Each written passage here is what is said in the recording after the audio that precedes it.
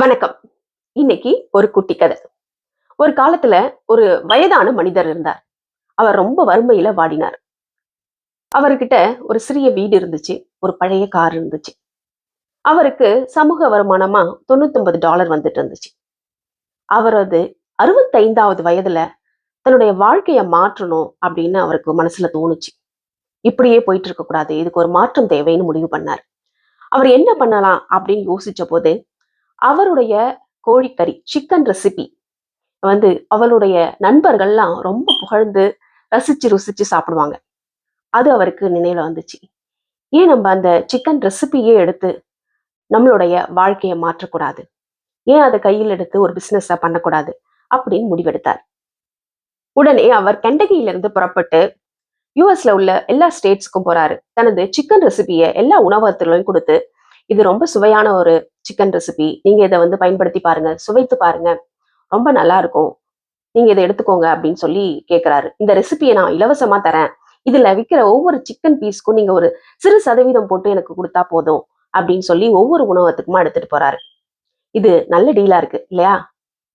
இது நல்ல ஒப்பந்தமா இருந்தாலும் 1000த்திற்கும் மேற்பட்ட உணவகங்கள் இல்லை என்ற பதில தான் அவர்கிட்ட சொன்னது. ஆனாலும் அத்தனை முறை இல்லை என்ற பதில கேட்டாலும் கூட அவர் மனம் தளரவே இல்லை. தனது சிக்கன் ரெசிபி மேல ஒரு விடாத நம்பிக்கையை அவர் வச்சிருந்தார். தன்னுடைய சிக்கன் ரெசிபி ஜெயிக்கும்னு தன் மேல ஒரு நம்பிக்கையை வச்சிருந்தார். 1009 நிராகரிப்புக்கு பிறகு அவருக்கு முதல் வெற்றி கிடைத்தது. ஆம், எஸ் அப்படின்ற ஒரு பதில் கிடைத்தது உணவகத்திலிருந்து. அன்று கர்னல் ஹார்லாண்ட் சாண்டர்ஸ் அமெரிக்கர்கள் கோழிக்கறி சாப்பிடும் விதத்தையே மாற்றினார்னு சொன்னா நம்ப முடியுமா? அப்படிதாங்க கெண்டகி ஃப்ரைட் சிக்கன், சுருக்கமாக KFC பிறந்தது. இப்படித்தான் தனது 65வது வயதில் உலக புகழ்பெற்ற KFC என்ற பிராண்டை உருவாக்கினார்.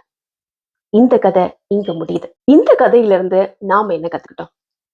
நம்ம வாழ்க்கையில எத்தனை நிராகரிப்புகள் வந்தாலும் சரி, நம்ம நம்பிக்கையை மட்டும் ஒரு நாளும் இழந்துவிடக்கூடாது. உங்களை நீங்களே நம்புங்கள். யார் என்ன சொன்னாலும் சரி, உங்கள் மீது உள்ள நம்பிக்கையை ஒருபோதும் இழந்து விடாதீர்கள்.